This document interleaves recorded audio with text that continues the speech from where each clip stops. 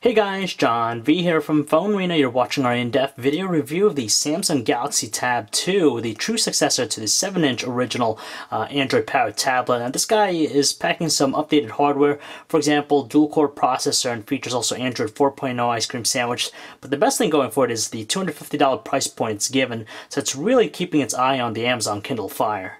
Design-wise, there isn't anything jaw-dropping with the tablet, and it bears some of the same design characteristics found with the Samsung Galaxy Tab 7.0 Plus. It's fairly skinny, balanced weight to it. It's constructed out of this titanium plastic cover, which gives it a very clean look and slick feel in the hands, easily held with one hand, but overall, it's quite conventional by today's standards. So the Galaxy Tab 2 still features a 7-inch display, a 1024 by 600 resolution, which isn't anything spectacular by today's standards. And of course, it doesn't have the best details out there, nor the highest pixel density, but for even fine text like this at the icons, we're still able to make out. But if you're in a web browser in a zoomed out view, kind of difficult to make out the garbled text. Now it relies on a super PLS LCD display, which exhibits some very natural looking color tones, which is nice. Also decent viewing angles, but it's nothing really awe-inspiring when compared to some other display types out there in the market. Towards the top right corner of the tablet, all we find here is just a front-facing VGA camera for self-portraits, and of course, the occasional video chatting session. On the right edge of the tablet, we definitely like the raised volume control and also dedicated power button. They have a good amount of tactility, and also features an IR blaster, which turns the tablet into a universal remote. Meanwhile, on the left side of the tablet, we just have a micro SD card slot, and for the European version, it also has the SIM card slot there as well. Up top, we just have the 3.5mm headset jack and the microphone. And on the bottom, we find Samsung's 30-pin proprietary connection port and the left and right speakers. And finally, in the rear, we have the 3.2 megapixel camera, no autofocus unfortunately, and no flash. It's outlined with a chrome trim. One of the biggest things that we're relieved about to see on the Samsung Galaxy Tab 2 is the fact that it's running Android 4.0 ice cream sandwich out of the box. There's no upgrade, it's there from the get-go, which is still a rarity when you think about some of the devices that have launched recently. And of course, it features Samsung's TouchWiz user interface running on top of it. And to tell you the truth, it doesn't really deviate much from previous versions of TouchWiz. You have all those live home panels there, and you have access to the mini apps tray, which layers on top of whatever you're doing, which, it's nice that you have that, but too bad you can't use other applications. You're only limited with these options, but still you have all the full personalization found with Android as a whole.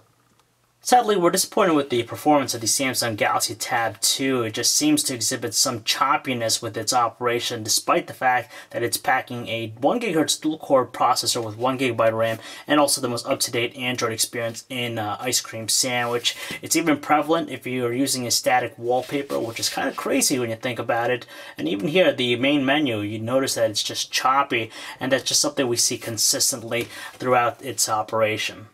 Being a 7-inch tablet and all, we find using the portrait-style keyboard a lot more comfortable to use than the landscape one. That's just because our fingers are actually able to encompass the entire layout without stretching much. And on top of that, it exhibits a really good responsive rate, so it's able to keep up with our peppy movement. With landscape, you can't use it like a regular keyboard with both hands. It just doesn't seem comfortable. And of course, we've got to stretch out our fingers a little bit more.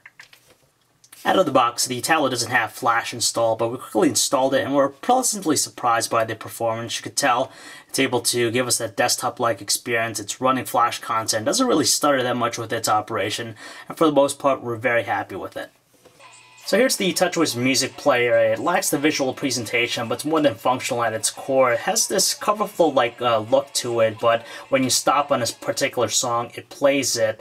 But as far as the audio quality of the speaker, it's sufficiently strong, it doesn't strain, and it also features a bunch of different equalizer settings to better enhance the quality.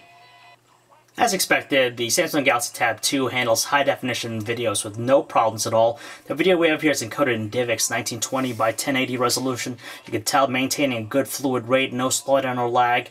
It's nice, but we're not overly impressed just because we've seen better displays out there in the market. Don't get us wrong, we're grateful to find the tablet featuring a 3.2 megapixel camera, especially for its price point, but it lacks autofocus, and on top of that, its quality is pretty abysmal, just because it tends to overexpose shots and has a distinctive bluish color reproduction, and in low lighting conditions, it's extremely noisy with its quality, and details a little bit on the faint side with some bland colors. Strangely, the tablet fares better when it comes to shooting 720p videos. They're a lot more pleasant looking, like it shoots at 29 frames per second, so pretty consistent, average looking details, though its audio recording is a little bit, picks up some background noise, but as a whole, they're more than acceptable. Tucking away a 4000 milliamp hour battery, we were pleasantly surprised by the battery life out of the tablet. We're able to get 3 days out of light usage, and normal usage a little bit over a day and a half, so it's more than adequate for most people. At the same time, we didn't have any issues as far as Wi-Fi connectivity. It's able to connect to a Wi-Fi hotspot over 30 feet away and doesn't fluctuate that much. Frankly, the Samsung Galaxy Tab 2 isn't the most drool-worthy tablet we've checked out, nor is it the worst. It just has this perfect blend of features and price point that really captures our attention.